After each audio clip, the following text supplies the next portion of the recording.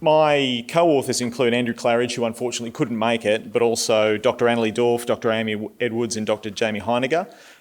We're incredibly humbled to be here. Being asked to talk about feral cats in Western Australia is a bit like being asked to go to America to talk about baseball.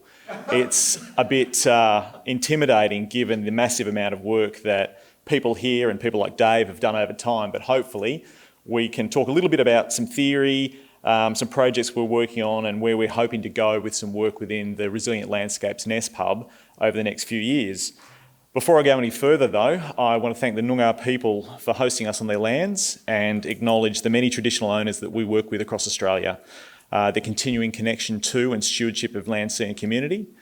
All members of our research team pay their respects to traditional owners, their cultures and to their ancestors and elders. Our Indigenous research partnerships are a really valued and respected component, not just of NESP hub research, but those of the New South Wales State Government and the University of New England. And we look forward to many more meaningful partnerships with traditional owners over coming years. Australia is often described as fairly predator depauperate compared to other parts of the world, but the reality is we've got quite a few. We've got dingoes, we've got foxes, feral cats, pythons, raptors, quolls, yes.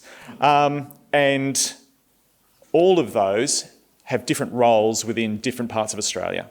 Now, they all provide a range of ecosystem services, and they do this through key activities like hunting, moving and dying. It's humans that see some of these as positive or negative, and land managers obviously want to maximise the good and minimise the bad. And yes, that is a cat eating a dead cat in the bottom corner of that slide. Feral cats, I think most people here would agree, based on what I've seen over the last day and a bit, agree that we've got a massive problem. They're hunting, they're preying unsustainably on native fauna, they're moving harmful parasites and disease around the landscape, having impact on fauna, livestock, people, pets, and they are dying, but unfortunately, as we've seen, possibly not at the rate that we require to get on top of many of the problems. Australian predator management's been going for a long time, even in whitefella terms. A lot of invasive species like cats were brought to Australia, and we've caused a lot of problems by doing that. We've become pretty desperate. So we have listed them nationally as a key threatening process. We do have a National Feral Cat Task Force, which many of us actually sit on, and we continue to have new lessons sort of brought to our attention about impacts of cats.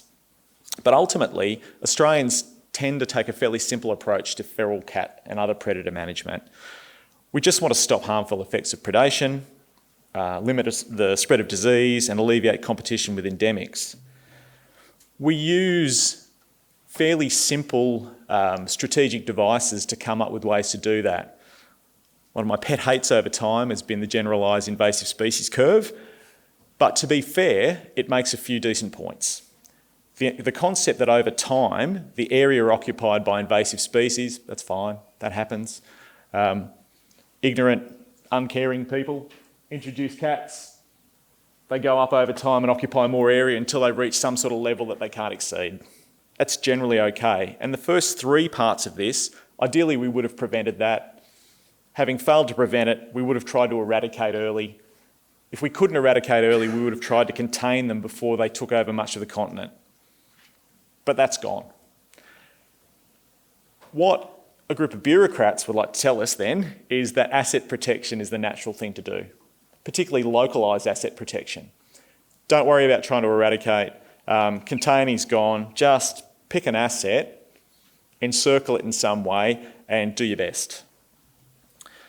I think most of us are actually not just interested in localised asset protection anymore, and it certainly won't allow us to achieve the goal of recreating, and it is recreating, resilient landscapes.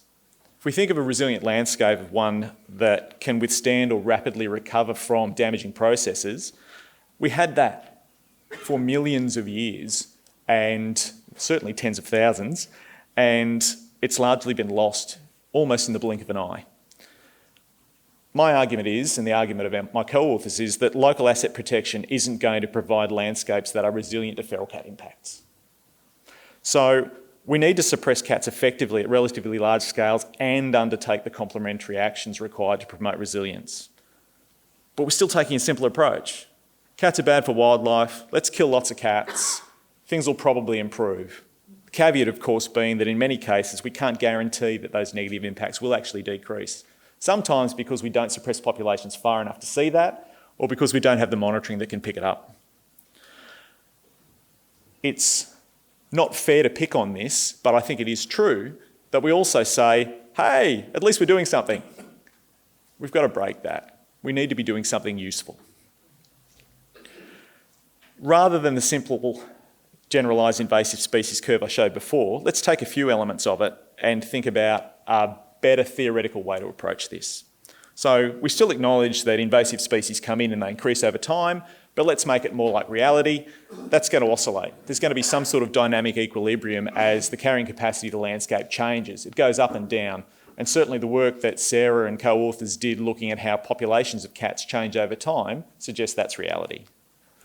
But instead of thinking only about localised asset protection, let's think about the marginal benefit from shifting the density from that carrying capacity to a lower one.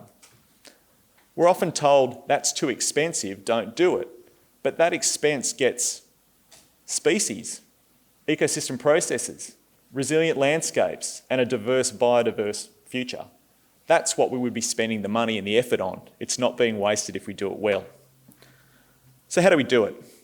Well, we think there are 5 key activities that we should really be focusing on nationwide. And it's not to say that many of you aren't doing them now, but if we want to have a continent that is, relatively resilient, let alone very resilient to feral cat impacts, we need to get into these. We must have feral cat control at useful scales in open landscapes. Not 1,000 hectares or 5,000 hectares, but tens and hundreds of thousands of hectares protected.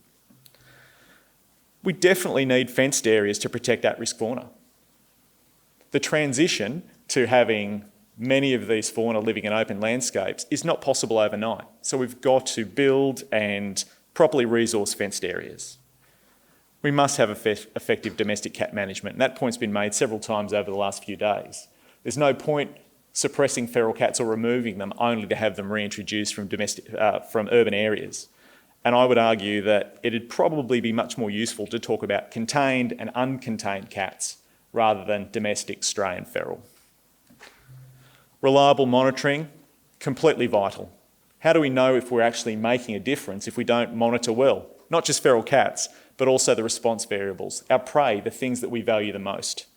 And we've got to invest in the advanced technologies that people have been talking to us about over the last couple of days and others in the monitoring space to be able to achieve everything we want. Those 5 things require more things.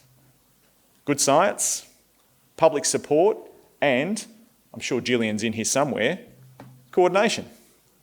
Not just one person, but a group and a framework that coordinates the work that people like us do all over the country to get the most out of feral cat efforts so that we can achieve our goals in the shortest time possible. Don't worry, not suggesting any one person in here is going to do all that, but we are volunteering to be part of it. And what I want to do now is pivot to talk about some of the projects we're undertaking to make our own little contribution to that, like many of you are too. So we're very fortunate. Dave was slagging off at me because we do have about $30 million to spend. Half of that is in kind and half of it's cash. And we're spending it over 6 years in New South Wales to try to develop effective feral cat management strategies for our landscape and our environments. We're operating in 3 ecoregions. Some of the people who are with me today, like Jamie and Amy, are site leaders who are responsible for some of this work. We've got a team of about 20 people working insanely hard to try to do this. In our 3 ecoregions, we're trying to run a before-after nil treatment experiment. I deliberately didn't say control and impact because there's always some kind of management going on at these sites. But in each of the areas, we're trying to add treatments and compare them to business as usual sites so we can see if we're making a difference or not. In a nutshell, we're trying to measure the impact of various tools and strategies on feral cats and other fauna. We want to try to develop management strategies and monitoring tools that can help us do a much better job of managing cats in New South Wales. And to try to answer these 4 questions. How do we get cat densities low and keep them there? How do we reduce the effort associated with effective monitoring? How do we reduce the risks from disease, predation and competition? And then to share those key lessons to grow a community of practice within our state. Because at the moment, for all the eagerness we have no registered baits, we have very little to tell people about how to trap cats, but we have a lot of demand. So we're in that old market failure area and we're trying to do something about it. A key part of that is we're trying to play catch up with Western Australia and other parts of the country on baiting. As I said, we have no registered baits in New South Wales. In 2020, we did some baseline monitoring. In 2021, we implemented winter baiting at each of our treatment sites using the locally preferred baits for fox and or dog management. In 2022, we treated our treatment sites uniformly with 40 baits per kilometre of wild dog baits because that's available to us in New South Wales, and we had a little bit of data showing that up to 50% of cat populations could be removed by dog baiting programs. But we're not seeing a lot for that investment. And I'll show you why in a sec. Over the next couple of years, we'll be trying smaller red meat baits in winter baiting programs at 50 baits per kilometre until hopefully we convince the Feral Cat Technical Committee that we're trustworthy enough to trial Eradicat in New South Wales in 2024. Now, it's important to talk about things that don't work. And before I show you why weather can be a problem, I want to make the point that programs would be better than projects. We, in New South Wales, need a feral cat management program. What we've got is a project, and that's subject to the vagaries of the weather. This is 10 years of rainfall data at the 3 regions we're working in. We commenced our work in 2019. You might have heard of the Black Summer bushfires. Well, after that disturbed everything we were doing, we basically had 3 above average years of rainfall. What do we know about that from the literature that's been put together from Western Australia and Central Australia people? Well, it's been raining prey. We don't really have huge numbers of rabbits, but as one example, southern brown bandicoots, very nice problem to have completely taken off. And not surprisingly, at the same site, cats are tracking up. We don't expect to be able to throw baits at cats that are being well fed on native fauna and make much of a difference. Guess what? We haven't. We're probably the only people in New South Wales are hoping that we turn to drought this year, so that we can actually get some decent baiting results done. But this is reality. We've got a great monitoring framework, we've got a great team, we've still learned a lot, but 3 years in, I can't walk into the managers of the project and say, you know what, we've got a solution. So bring on some drier times and some Eradicat. I want to get on to some work that we're doing with the Nest Pub, particularly the Resilient Landscapes Nest Pub. Annalie Dorf, who I mentioned before, was developing an online tool to help guide managers of feral cats, and then another one for red foxes. We've been really lucky that many of the people in this room and from around Australia are contributing their time and knowledge to help others make really reliable management decisions about feral cats. In 2022, we held the first of several expert elicitation workshops, and if you weren't involved, it doesn't mean we've overlooked you. We're still coming to get you. And I just want to show you a couple of the things that Annalie and a team of facilitators got out of that workshop. They sort of wrung it out of us. Don't get too caught up in the detail, there's a paper coming. What I want you to see here is the quantity of information that we're able to get out of experts to help make good decisions about management. So these people are sharing with us their knowledge of what management would do in different vegetation types and different production systems all over the country. And we'll use that to help managers log on and go, well, I'm from here, this is what I'm facing. What am I going to get out of investing in aerial baiting or felixes or a fencing program? And what if I combine these things? Experts' research priorities, good to know. And I know we've heard a lot here today and yesterday. The top 5 out of about 20, how should we monitor to inform management? No surprises there. What are the impacts of cats on prey species? What's the longevity of management programs? How much transfer of cats occurs between urban and natural environments? And which areas do we prioritise for eradication? Now, under the Nest Pub, we can't answer every question, but we are scoping new projects at the moment that'll run until the end of this iteration of the Nest Pub. And in line with the Threatened Species Action Plan, we're currently developing some of these, and I've spoken to some of you about other opportunities that I think are coming up for all of us. But we really want to focus on protecting priority species in priority places, understanding changes in feral cat ecology, cat-fox interactions, use of lures, and some advanced technology. They're all things we're talking to people like you about at the moment, and again, just because I haven't tapped you on the shoulder yet doesn't mean there's not a conversation coming. So come and talk to me too. Thank you all very much, and thanks to the people that support our work.